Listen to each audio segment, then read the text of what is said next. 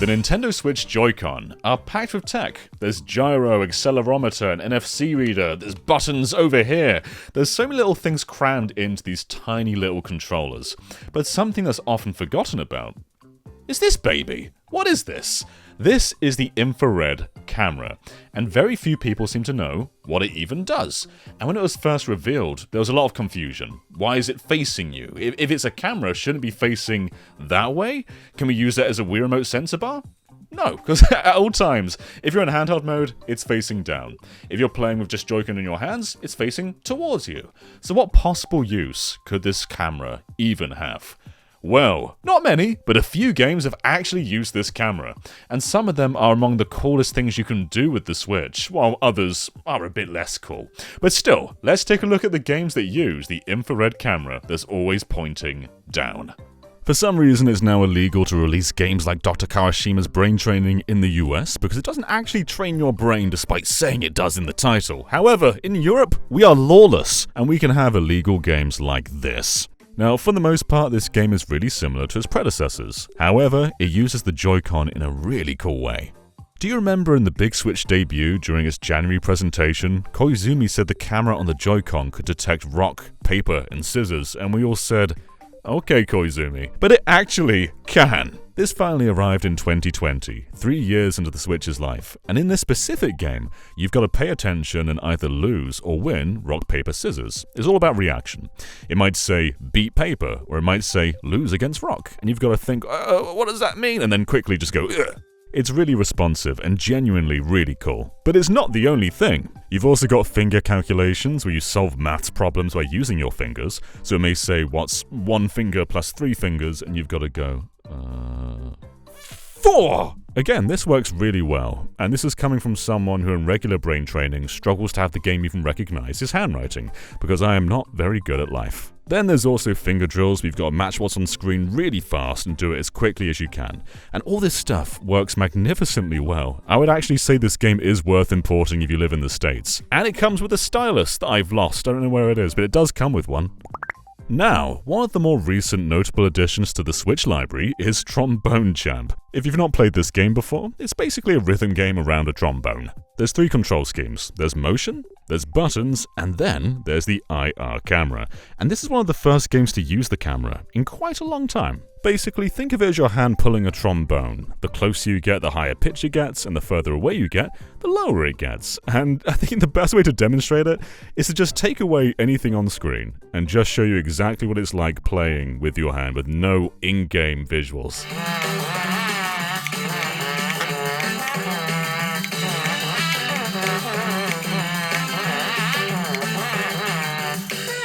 What a lovely display this is. This is definitely not the method you choose to get the highest score in this game, but it is surprisingly responsive and actually a lot of fun to play this way.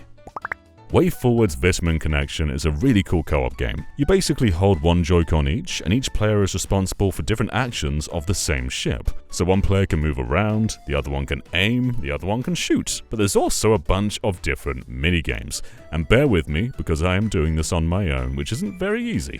In this one here, you use the IR camera to basically grab these things at the top of the screen. And it's very responsive. You just go closer and further away, and it basically works just as you would expect. Now, the other player moves the ship around, apart from I don't have another player, so I just gotta try my best to kind of scooch it around. It's not very playable this way, but it can work really, really well. Now, these games are maybe the funniest examples. Resident Evil Revelations 1 and 2. Not Resident Evil 4, not Resident Evil 5, not Resident Evil 6, just Revelations 1 and 2. They actually did a really good job porting these games, and the gyro controls in particular feel outstanding.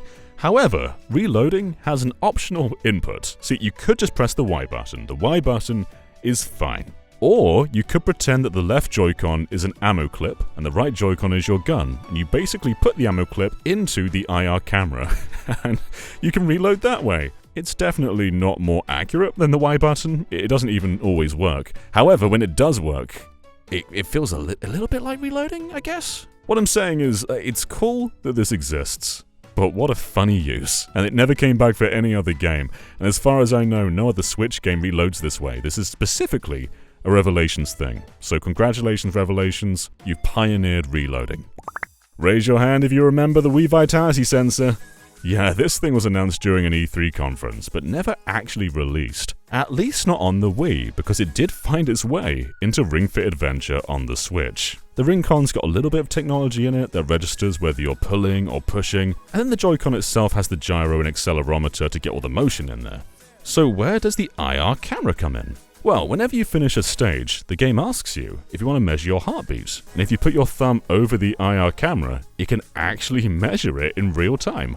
This is exactly what the Wii Vitality sensor was going to do, only they finally realized it like 10 years later. And you know what? This isn't even a useless gimmick. This is a very cool part of Ring Fit Adventure. Did they put the camera in the Joy-Con just for this feature? Like, were they planning for it to be a Vitality sensor? And if they weren't building this with the intention of it being a Vitality sensor, then they were definitely building it with cardboard in mind. Labo is pretty magical. You build all these cardboard things, you put your Joy-Con in, and then it magically works. But when you're actually building these kits, it lets you know exactly how it's working. And one of my favorites is the blaster. It's got this awesome pump action, and again the pump is using strings, so the IR camera is seeing those strings move, and it registers that in real time. So whenever you make a shot, you've got to do a little pump, pull the trigger, and shoot. You get this really cool audio feedback from it too. Honestly, Labo VR is very underrated. This is actually one of my favorite pieces of VR. I'm not even kidding. Not necessarily for the VR itself, but just the feedback from the controllers. They're all very, very good. But the camera also powers a steering wheel, a giant robot, a fishing rod, an elephant, and so much more. Labo may just be this weird thing that just kind of lives in this 2018, 2019 limbo, but I think it's fascinating to look back on, and all this stuff genuinely does work well. This is Night Vision on the eShop. It costs $10, and it basically just enables the Joy-Con camera and lets you see it on the big screen. This may be a scam. I wouldn't recommend buying this. However, it is a showcase of the Joy-Con camera, even if you should never buy this. This is a big waste of money. But yeah, it is a game that uses it. How can I forget the original 1-2 switch? You put the Joy-Con camera by your mouth, you pretend you're eating a sandwich, and the camera measures whether your mouth is open or closed. You've got to keep munching as fast as you can, and the more you munch, the more points you get. John, why aren't you using your own footage for this? Look, I may own Night Vision, but that doesn't mean I have to own 1-2 switch. My standards may not be high, but they do exist. There is one more game coming up in the way of WarioWare Move It, and man, I cannot wait for this game. Smooth Moves is my favorite in the series, and to get an actual follow-up that plays just like the Wii game is so cool. But not only can you use this like a Wii remote, but there's also some games that use the infrared camera. And so far we've seen use cases very similar to brain training, but I'm sure there's a lot more packed in there. Because if anything can use a gimmick, it's WarioWare. So, did I forget anything that uses the infrared camera? I'm sure there's at least 1 or 2 games out there, but this is the bulk of them. Let me know down below, and I will see you next time. Bye everyone. Oh no, I'm in the shovelware! Thanks for watching all the way until the end. I'm still stuck inside the shovelware. Someone help me, please! At least I have the safety of our patrons. Thank you to each and every one of you. We appreciate it so much. And thank you just for watching this video. We'll see you next time, everyone. Bye.